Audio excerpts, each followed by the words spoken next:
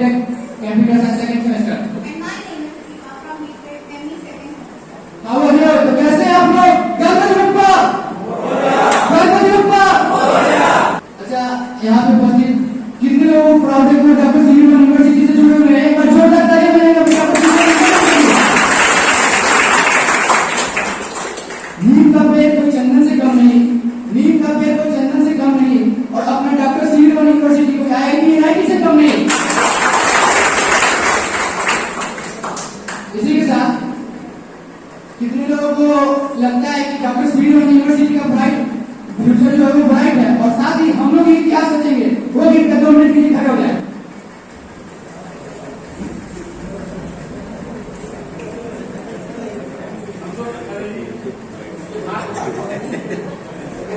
Okay, 17 minute सभी दोस्त खड़े हो जाएंगे। बट सर वार्म अप आप लोग को भी करना होगा।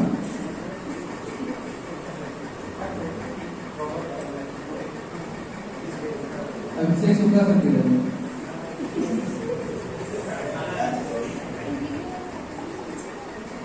तो वार्म अप में करना ही है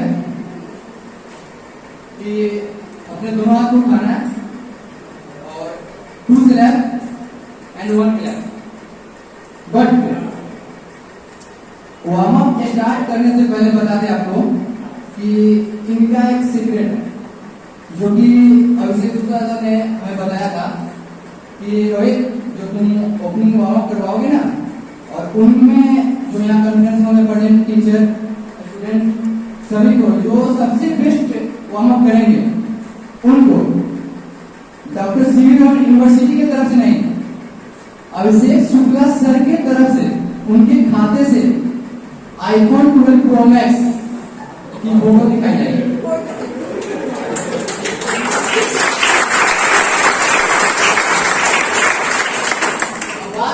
डॉक्टर सी यूनिवर्सिटी की इतिहास की आई है, इतिहास रचने की, तो थोड़ा इस पे भी 2 लाइन। तो कहते हैं जो पानी से नहाते हैं वो लिबास बदलते हैं, जो पानी से नहाते हैं वो लिबास बदलते हैं, लेकिन जो पसीने से नहाते हैं वो इतिहास बदलते हैं।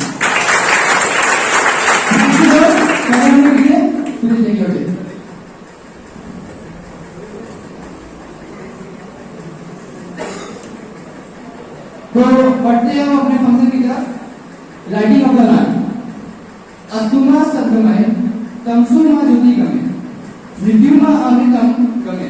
हे प्रभु, हमें असत्य से सत्य की ओर ले चले, अधर्म से धर्म की ओर ले चले, और मृत्यु से जीवन की ओर ले चले।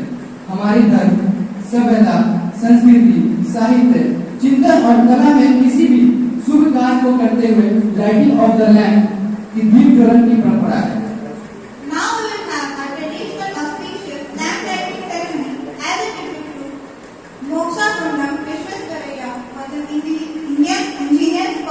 The Indian Republic's highest honor, the Bharat Ratna in 1955. I request our Honorable Dean Dharmendra Sir, Assistant Registrar P.K. Sir, and HR Pankaj Sir to come on to the stage and start the land practice.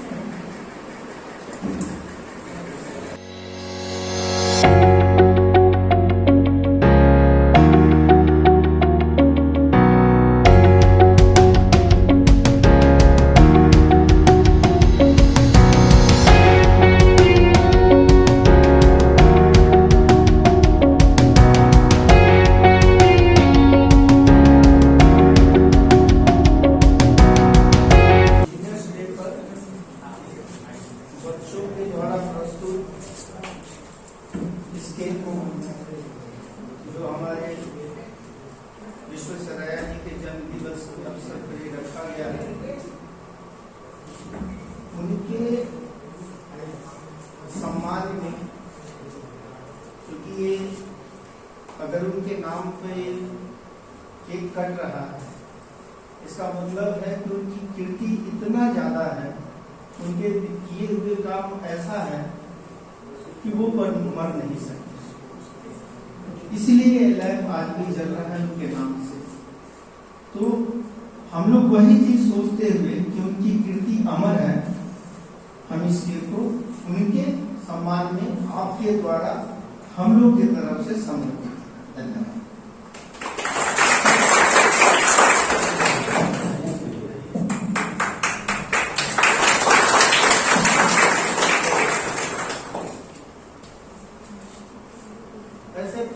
एक का प्रथा है lamp जला के करना, फूक के बुझा के नहीं करना। अपनी संस्कृति इस चीज को अलाउ नहीं करता है कि कोई भी कार्य जो है ना लैंप बुझा के जला के किया।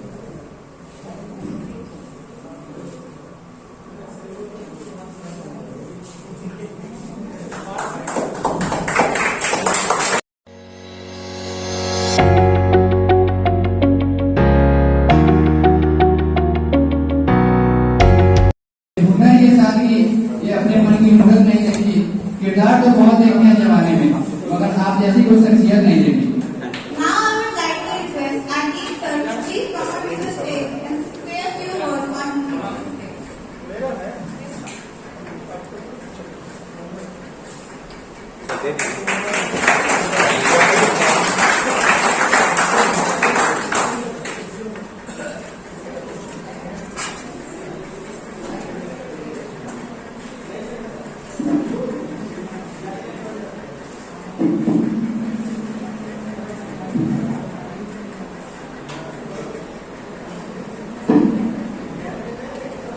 आज इंजीनियर्स डे के शुभ अवसर पर इंजीनियरिंग डिपार्टमेंट के बच्चों के द्वारा आयोजित इस प्रोग्राम में कार्यक्रम में मुझे आमंत्रित किया। सबसे पहले उनको मैं धन्यवाद देता हूँ। देखिए, इंजीनियरिंग में इंजीनियर यहाँ करने का मतलब स्टूडेंट बहुत कम है, बहुत कम है। संख्या जिस समय बताया गया था कि 50+ रहेंगे। और सब आपको देखो इंजीनियर वाले बच्चे का अगर आप प्रोग्राम बना रहे हो, प्रोग्राम अगर कर रहे हो तो उसमें बच्चे शामिल होना चाहिए। और इंजीनियरिंग में 4 साल का जो डिग्री होता है ये जीवन में बहुमूल्य टाइम होता है। इसके जैसा समय आपको फिर दोबारा नहीं मिलेगा। इसलिए अपना भविष्य को, करियर को बनाते हुए इस कैंपस का आनंद लिया जाए, है ना? जो भी एक्टिविटीज है उसमें भाग लिया जाए और टीचर के द्वारा गाइड लेना चाहिए, पूछना चाहिए क्या करना चाहिए, सब होना चाहिए। तो प्रोग्राम का जो सिविल हेल्थ था, मैं डॉक्टर धर्मेंद्र कुमार सिंह आप सभी को इस दिन की शुभकामना देता हूँ। और HR sir mister Pankaj Kumar Singh, assistant registrar administration mister PK Singh, सभी एचओडी और हमारे स्टूडेंट्स, आज अभियंता दिवस जो मनाया जाता है 15 सितंबर को, यह मोक्ष मुंडम विश्वेश्वरैया जी के जन्म दिवस पर उनके सम्मान में मनाया जाता है। उनको भारत रत्न से सम्मानित किया गया है। भारत रत्न शब्द ही एक ऐसा है जिससे पता चलता है कि वो भारत के रत्न थे, मतलब एक ऐसा आदमी थे जिनका चमक आज भी हमारे समाज में, हमारे देश में और विश्व समुदाय के पटल पर आज भी वो चमक रहा, गहरी की तरह दिख रहा। उनका पूरा नाम मोक्ष मुंडम विश्वेश्वरैया, जन्म 15 सितंबर 1960, जन्म स्थान मुद्देनाहल्ली गांव, कोलार जिला कर्नाटक में पड़ता है। माता पिता बिंचम्मा और श्रीनिवास शास्त्री।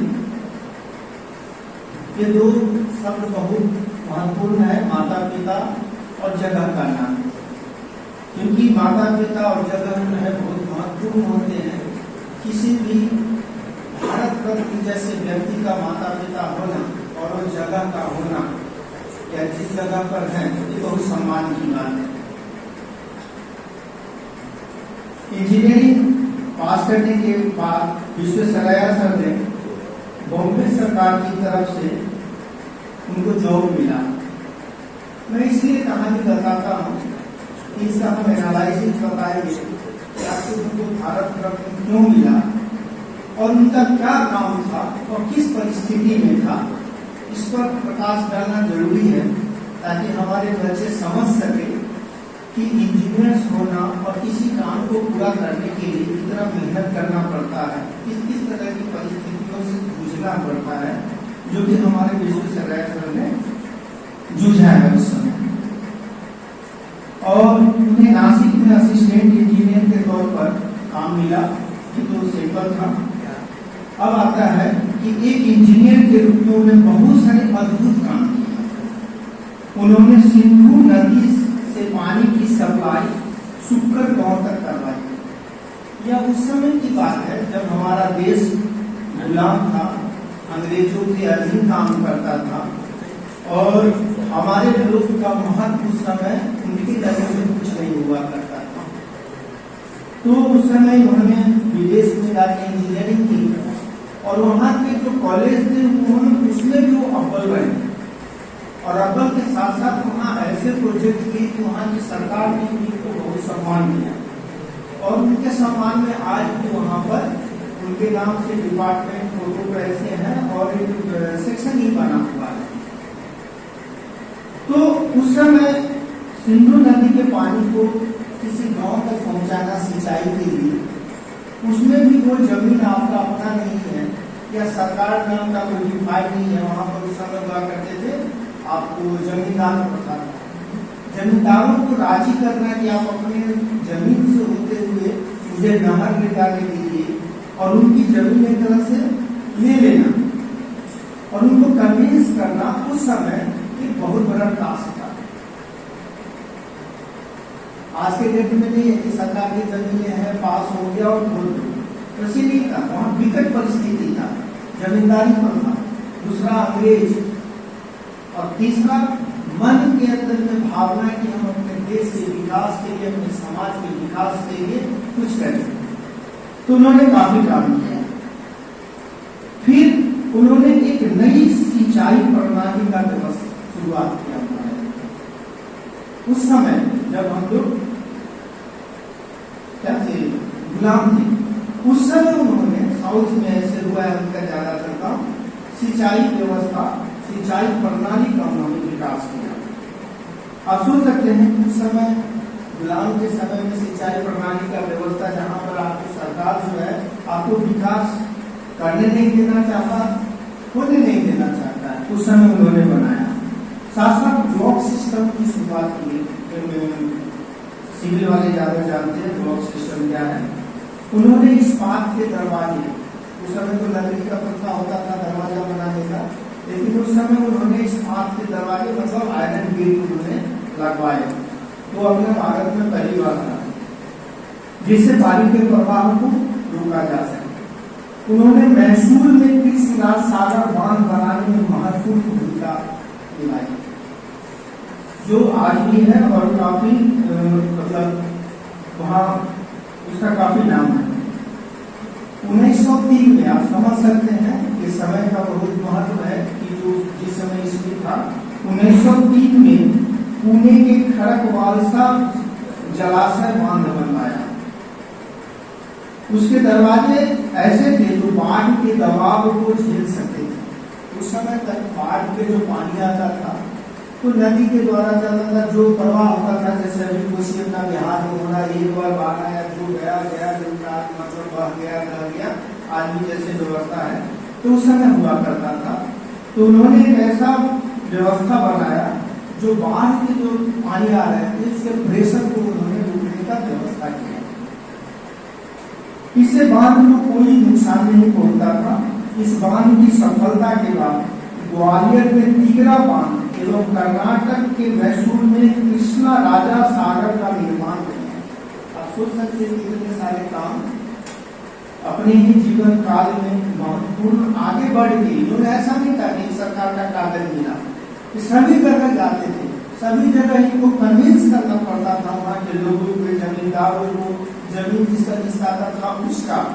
और उस समय ऐसा भी नहीं था कि आज के समय के अनुसार बहुत सारे इंजीनियर थे, उनके साथ काम करने वालों को कितना कष्ट होता होगा कि क्योंकि उतना ज्यादा इंजीनियर थे नहीं, ज्यादा से ज्यादा लोग क्या होते थे, ग्रेजुएशन और ये सब पास होते थे।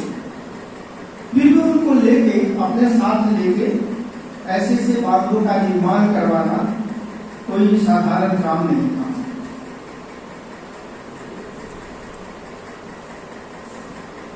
जिस समय बांध बना तब ये एशिया में सबसे बड़ा बांध है। तो मैंने लगता है कि जिस समय हम लोग गुलाम थे उस समय हमारे यहाँ एक ऐसा जलाशय का निर्माण हुआ जो एशिया में सबसे बड़ा है, जिसका क्रेडिट सर को जाता है। 1906 से 7 में भारत सरकार ने उन्हें जल आपूर्ति और जल निकासी व्यवस्था की पढ़ाई के लिए अध्ययन भेजा, और अध्ययन में जाकर उन्होंने एक ऐसा प्रोजेक्ट बनाया जिससे उनका वहाँ के जो सरकार ने काफी इज्जत दिया, उनके प्रोजेक्ट पर काफी उनका सराहना हुआ। और आज जो हम हैदराबाद सिटी जानते हैं, हैदराबाद सिटी अभी तो विश्व विख्यात हो चुका है। हैदराबाद सिटी बनाने, उसकी पूरी मैप बनाने का जो कार्य है उन्होंने विश्वेश्वरैया साहब ने किया था। तो हैदराबाद सिटी को बनाने का पूरा श्रेय विश्वेश्वरैया जी को जाता है। उन्होंने वहां एक बाढ़ सुरक्षा प्रणाली तैयार की, जो ये है हैदराबाद में उन्होंने बाढ़ से सुरक्षा के लिए प्रणाली तैयार की। इसके बाद समस्त भारत में उनका नाम हो गया। ये बाढ़ प्रणाली बनाने से समस्त भारत में उनको लोग जानने लगे, क्योंकि बाढ़ से सभी एरिया ग्रसित थे। उन्होंने समुद्र कटाव से विशाखापत्तनम बंदरगाह की रक्षा के लिए एक प्रणाली विकसित की। विशाखापत्तनम जो बंदरगाह है, आज से नहीं, वो मैसूर जब तब से फेमस था। तो उसके कटाव को जो बाढ़ का जो आता है ना, ये लहर, उससे बचाव के लिए उन्होंने सुरक्षा प्रणाली का व्यवस्था किया। विश्वेश्वरैया साहब को मॉडर्न मैसूर स्टेट का पिता कहा जाता है। मैसूर स्टेट आदमी की वजह से उस समय उनको मैसूर स्टेट का पिता कहा जाने लगा। मतलब वो सब कुछ विश्वेश्वरैया साहब के अनुकूल चल रहा था। वहाँ एक ही नाम था, विश्वेश्वरैया साहब।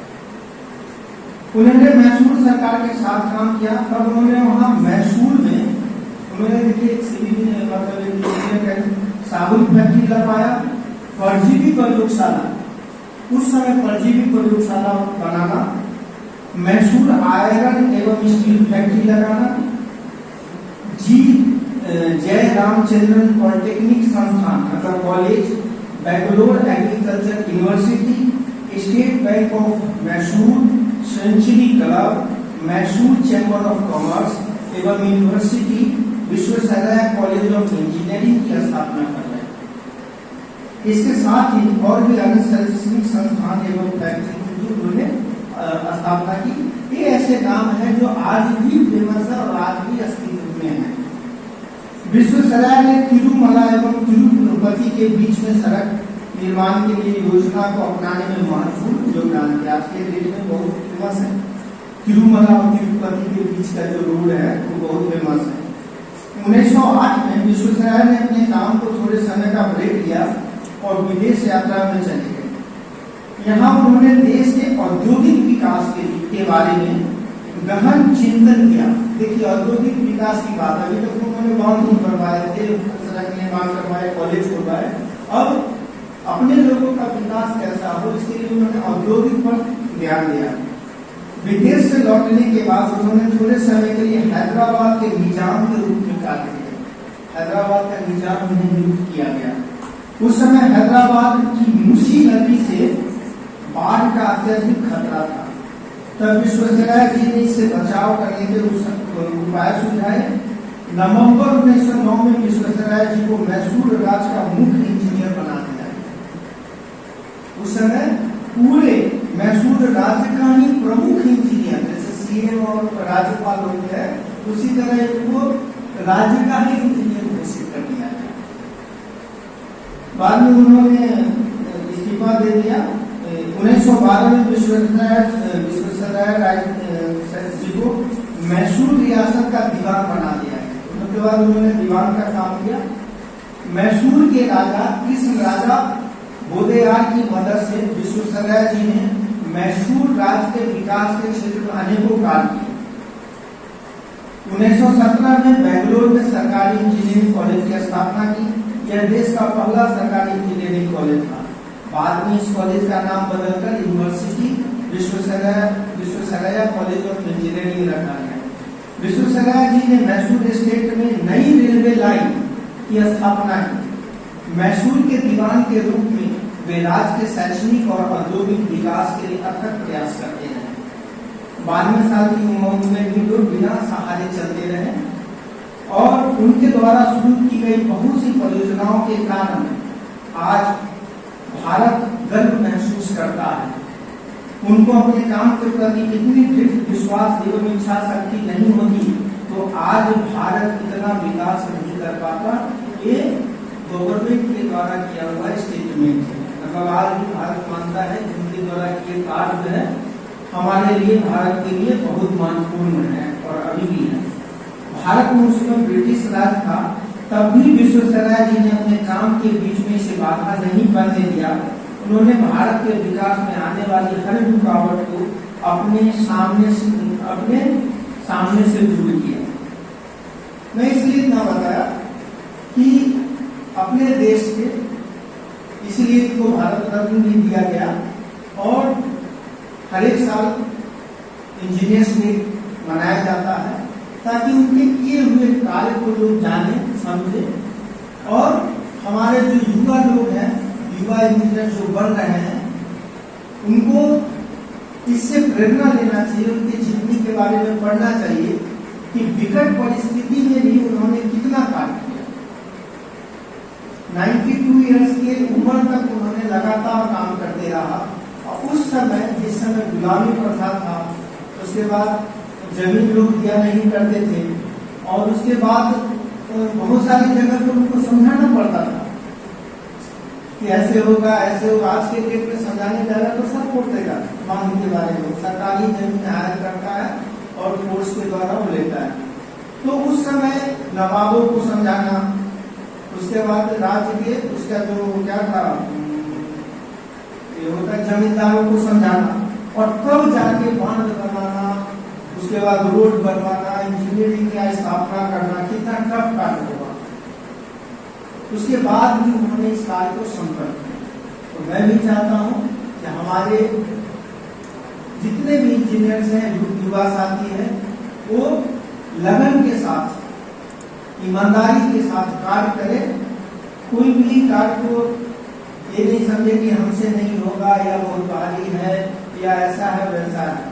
नहीं करने के हजार बहाने हैं और करने के लिए सुई सा जगह से भी जो है ना आप आसमान की दूरी तक नाप सकते हैं। तो इसीलिए है कि जहां भी संभावना दिखे हमें कार्य करना चाहिए और प्रोजेक्ट बनाना चाहिए, अपने विकास के लिए सोचना चाहिए। और सबसे ज्यादा इंजीनियर्स को मैं यही कहूँगा कि मैथमेटिक्स और मैथमेटिक्स के जो इंजीनियरिंग मैथमेटिक्स है या जनरल मैथमेटिक्स है उस पर जरूर ध्यान दें। धन्यवाद।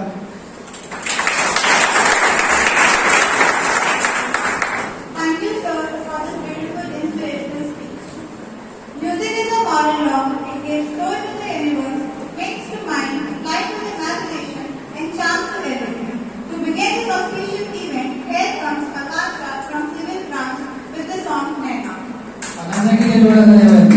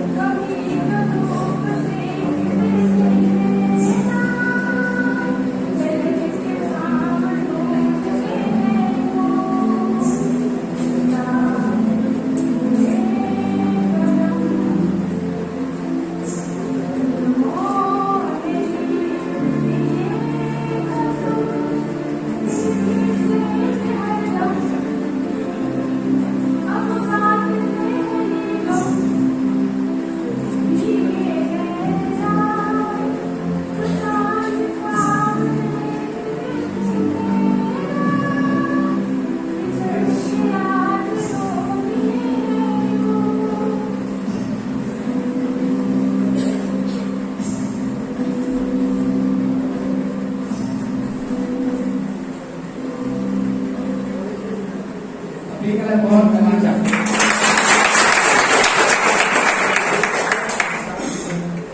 इरफान भाईजान, आप सभी को बता दें इसकी जो स्माइल है ना, इसकी स्माइल के सामने मान इसकी स्माइल फेल है।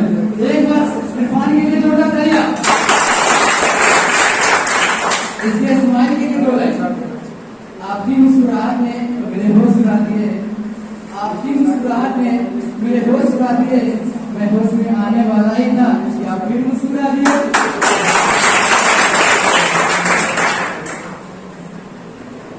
Now we move on to the next performance, Muskan from Civil Branch with her amazing dancing skills on Ramji ki Chapel. कोई हिंदू है तो कोई मुसलमान है, कोई हिंदू है तो कोई मुसलमान है, लेकिन एक सच्चे कलाकार की ये तालियां ही भगवान है। जोरदार तालियां।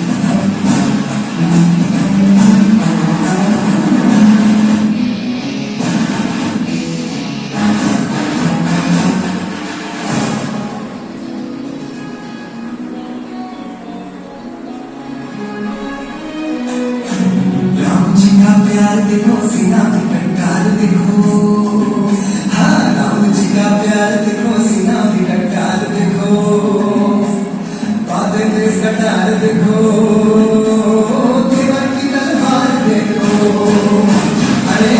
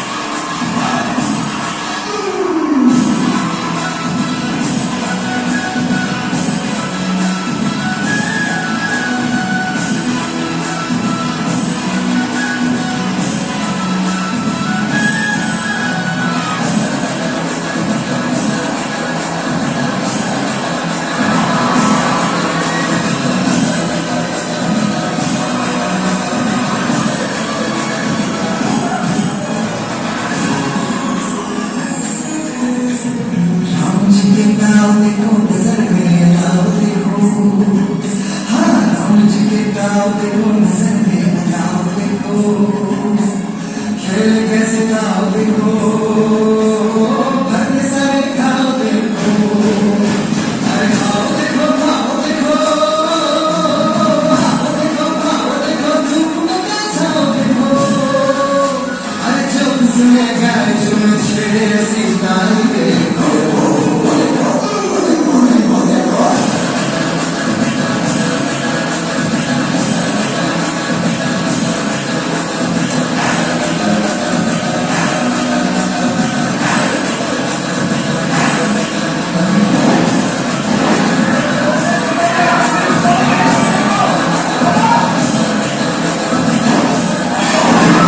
जोरदार तालियां।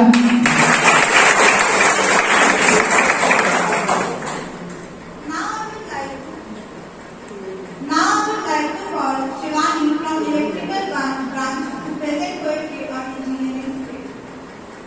इसको आमंत्रित करें। जोरदार तालियों से स्वागत कीजिए शिवानी का।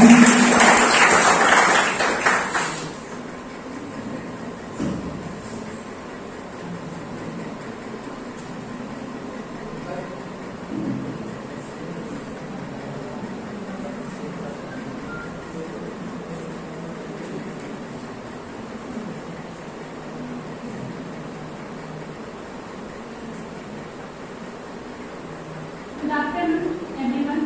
I am Shivani from BTech Second. Today, 50 September, that is Engineers Day. So happy Engineers Day, all the engineers.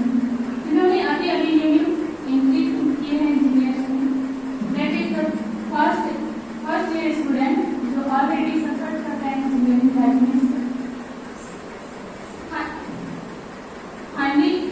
Final student जिन्होंने पास आउट कर लिए हैं, आज सभी को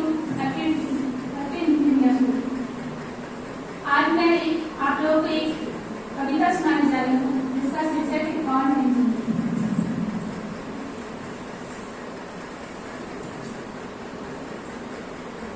इंजीनियर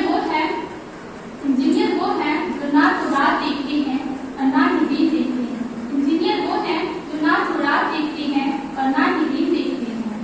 ना धूप देखते हैं ना छाया देखते हैं, ना धूप देखते हैं और ना छाया देखते हैं, न ठंड देखते हैं और न बरसात देखते हैं, न ठंड देखते हैं और न बरसात देखते हैं। वो है इंजीनियर।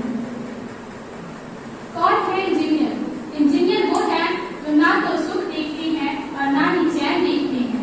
इंजीनियर ना तो सुख देखते हैं और ना ही चैन देखते हैं, न घर देखते हैं ना परिवार देखते हैं, न घर देखते हैं और ना परिवार देखते हैं, न वर देखते हैं ना त्योहार देखते हैं। वो है इंजीनियर। एक इंजीनियर ही तो है जो सभी परिस्थितियों में काम करते हैं। कौन है इंजीनियर? इंजीनियर वो है जो ना तो बुराई देखते हैं ना लड़ाई देखते हैं, ना तो बुराई देखते हैं और ना ही लड़ाई देखते हैं। वो सिर्फ काम की कठिनाई देखते हैं, वो सिर्फ काम की कठिनाई देखते हैं और लोगों की भलाई देखते हैं, और लोगों की भलाई देखते हैं। जो मन ही मन में काम के प्रति सच्चाई देखते हैं, जो मन ही मन काम के प्रति सच्चाई देखते हैं। वो है इंजीनियर।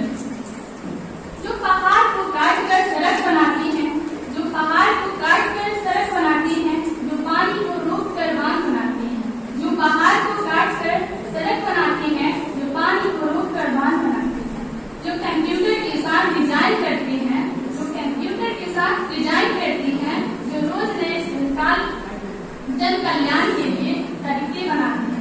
वो है इंजीनियर। अपनी कदरदानी को इस तरह न छिपाइए, अपनी कदरदानी को इस तरह न छिपाइए। और बेदिली का कविता पसंद आया तो जोरदार ताली बजाइए।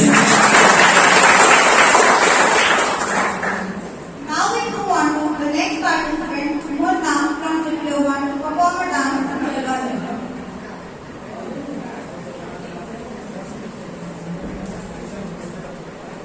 जोरदार ताली एक बार मुन्ना के लिए।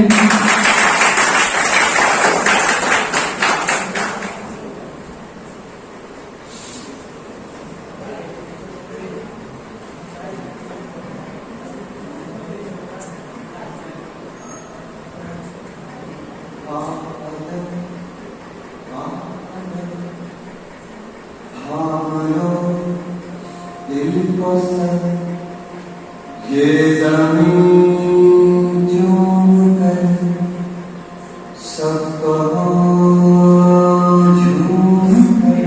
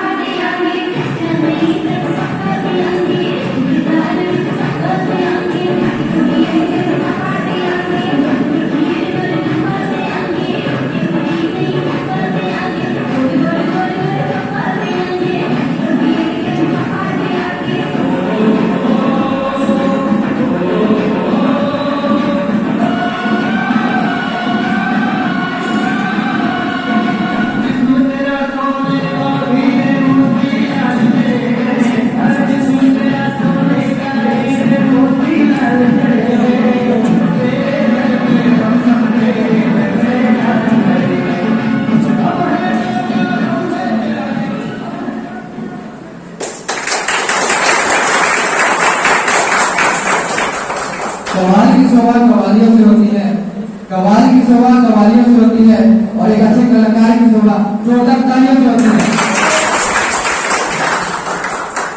Now I would like to call MD Irfan Akhtar to come onto the stage with his amazing child.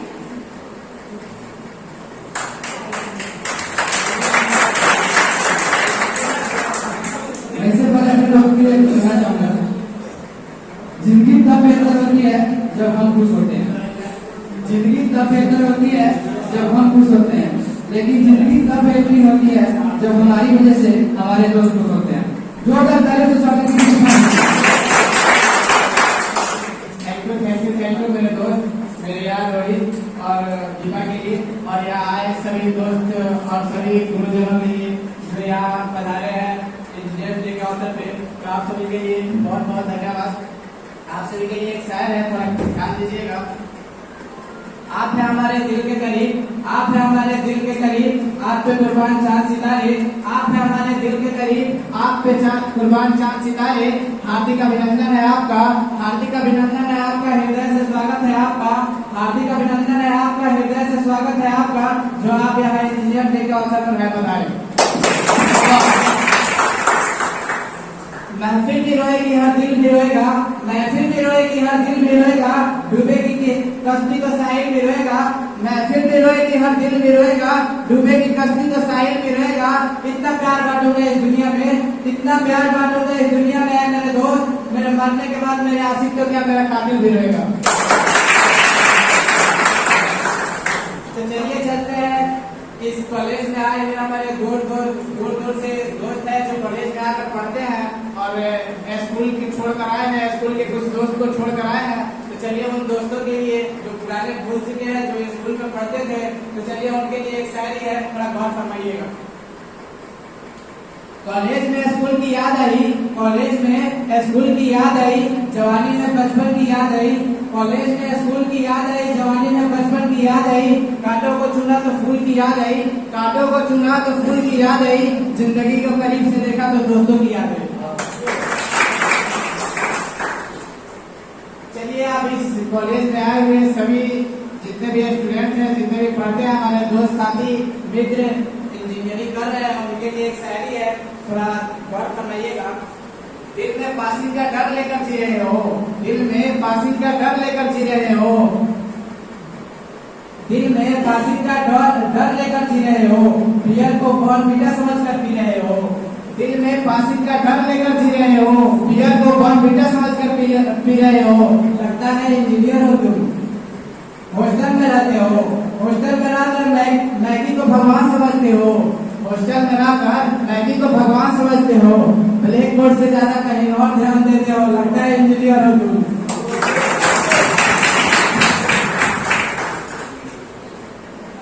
चलिए अब चलते हैं। लोग कहते हैं कि इंजीनियर लोग हैं जो मार्केट में घूम रहे हैं, जिनको जॉब नहीं मिलता है। चलिए उनपे दो लाइन है, जरा ध्यान दीजिएगा। खूबसूरत लड़कियों का ख्वाब लेकर, खूबसूरत लड़कियों का ख्वाब लेकर इंजीनियरिंग कॉलेज में जो जाते हैं, खूबसूरत लड़कियों का ख्वाब लेकर इंजीनियरिंग कॉलेज में जो जाते हैं, 4 साल बाद उन्हीं के सपने में कोड और इंडिया नजर आते हैं। आप लोग कुछ है जो ताली नहीं बजा रहे हैं, उनके लिए एक शायरी है, जरा गौर से लगाइएगा। ना धन से ना खूबसूरती की लाली से, ना धन से ना खूबसूरती की लाली से, मैं खुश होता हूँ केवल आप सभी की ताली से।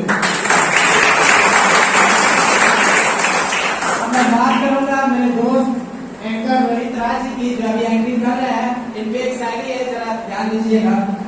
दिल में बेकरारी और ख्वाबों में हंसनाएं, दिल में बेकरारी और ख्वाबों में हंसनाएं, पहले सेमेस्टर में 2 पेपर में बैग लगा रहे। दिल में बेकरारी और ख्वाबों में हंसनाएं, पहले ही सेमेस्टर में 2 बैग लगाए, फिर अपनी मस्ती में मुस्कुराए और वही असली इंजीनियर कहलाए।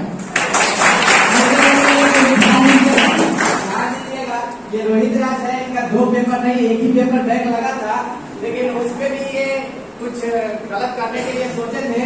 तो चलिए इनमें भी एक शायरी है, थोड़ा ध्यान दीजिएगा। रख हौसला वो मंजर भी आएगा, रख हौसला वो मंजर भी आएगा, प्यासे के पास चलकर समंदर भी आएगा।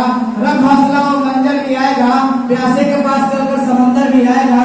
ना रुक मंजिल के है मुसाफिर, ना रुक मंजिल के है मुसाफिर, मंजिल भी मिलेगी और मिलने का मजा भी आएगा। जैसे कि हम सब की फर्स्ट सेमेस्टर की एग्जाम खत्म हो चुकी है, रिजल्ट भी आ चुका है और सेकंड सेमेस्टर का भी एग्जाम चल रहा है, तो इस पे जरा ध्यान दीजिएगा।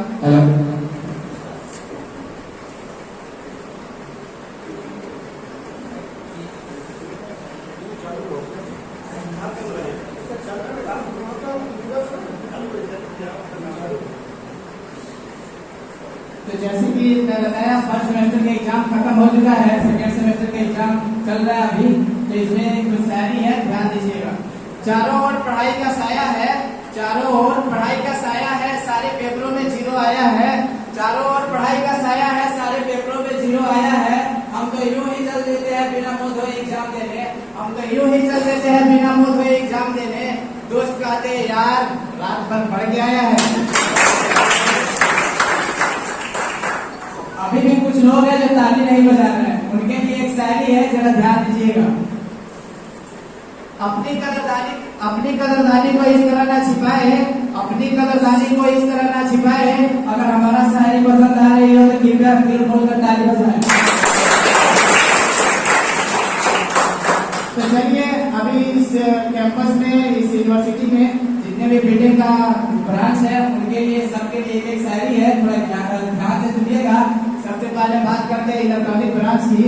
इसमें सबसे इलेक्ट्रॉनिक ब्रांच से आग्रह है कि ध्यान से सुनिएगा, खास करके रामकृष्णा जी जो मेरे दोस्त है, और ध्यान से सुनिएगा। ये कहते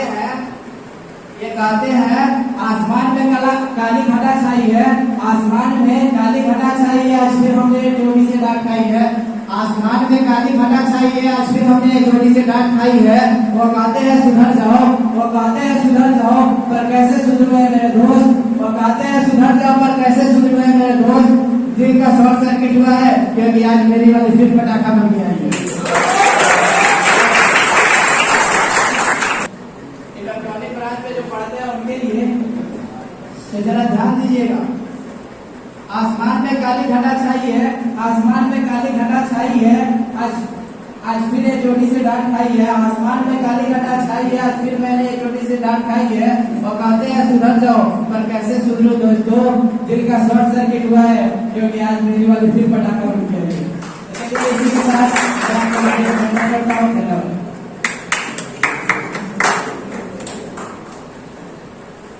Now I would like to request Deep Sir to please come onto the stage and say a few words on national. कृपया स्वागत है गुरुदेव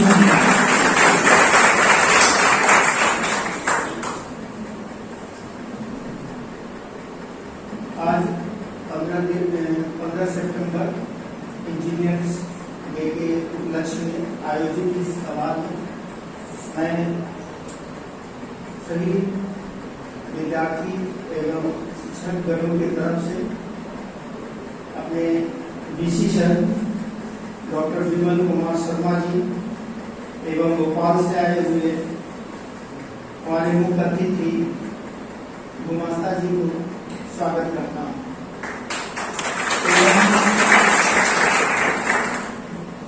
एवं सर से हमारे अपने कुलपति महोदय से अनुरोध करता हूँ कि धन्यवाद और आप सबको नमस्कार और बहुत सारी ढेर सारी इंजीनियर्स डे की शुभकामनाएं। और ये सौभाग्य की बात है कि इंजीनियर्स आज इंजीनियरिंग तो अपना सब्जेक्ट है उनका, जैसा अभी बताया डॉक्टर साहब ने कि मेडिको इंजीनियरिंग, मतलब इतनी सारी ब्रांचेज हैं, तो एक पूरा इंजीनियरिंग का ब्रांच है जो मेडिकल के इक्विपमेंट्स वजह से। मैं एग्रीकल्चर इंजीनियर हूँ, तो इंजीनियर की ज़रूरत इतना सारा हमारा इंजीनियरिंग का जो ब्रांचेज नहीं आगे चल के, तो एग्रीकल्चर इंजीनियरिंग में बहुत सारा ब्रांच है, प्रोसेसिंग है, एनर्जी का है, RES रिन्यूएबल एनर्जी सोर्सेस का है, क्रॉप मशीनरी है, तो कुल मिला के ये कि इंजीनियर्स की जिम्मेदारी है कि देश को आगे बढ़ाना है, विज्ञान को का उपयोग जो है मानव हित में किस तरह से करना है। और ऐसे दिन जो हम सेलिब्रेट करते हैं, इसका महत्व ये हो जाता है कि एक बड़ी चिंता ये है आज पूरी दुनिया की, संसार की, कि विज्ञान की प्रगति के बाद और उसका फिर टेक्नोलॉजी में उपयोग के बाद, बेसिक जो हमारा साइंस है, तब हम उसका उपयोग करते हैं व्यवहारिक उसमें, तो हमारा इंजीनियरिंग बनता है और आगे उसके इंजीनियरिंग कंपोनेंट्स को आप इंटीग्रेट करते हैं तो टेक्नोलॉजी हो जाती है। इस सारी टेक्नोलॉजी का जो उपयोग हो रहा है, इसमें जो मनुष्य की जो लालच है, लालसा जो है, इसका सीधा उपयोग जो है मनुष्य के रीढ़ ने किया है।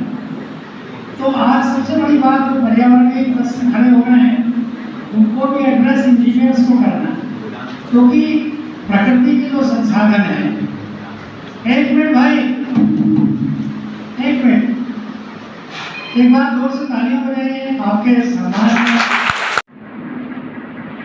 आज 19 डे पर मैं बात शुरू करूँगा डॉक्टर से, क्यों करूँगा? जैसे हम सुनते आए हैं शुरू से अपने पूर्वजों से को कह दिए कि डॉक्टर भगवान होता है, ऐसा आपने भी सुना होगा। लेकिन मेरा ये मानना है कि डॉक्टर भगवान जरूर होता है, उसको भगवान कौन बनाता है? मेरी बात ये है, जैसे कि एक गजल मैंने लिखी थी, उसमें शेर था कि